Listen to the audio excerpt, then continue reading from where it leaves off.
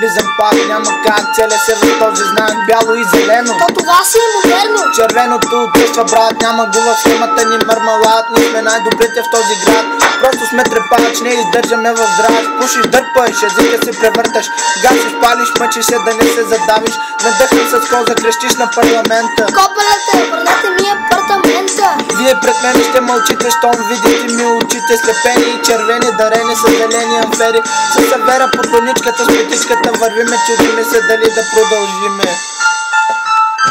От пейка на пейка местиме се и крещиме, писнало ни от роботи, униформени идиоти. Ами тяга, ще взема моята тояга. Така ще те нацеля, че си нямаш на идея. Това ще го заболи, няма да спечели никакви пари. С разцепена глава ще се върви, а кръвта по земята него ще следи.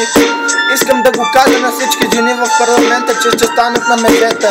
А мъжете в кавички ще им дръпна слушака на всички. Защото те употребяват най-доброто. Не може ли с мъдълто да ги замерва в окото? Скапа на трагедия сте вие, май.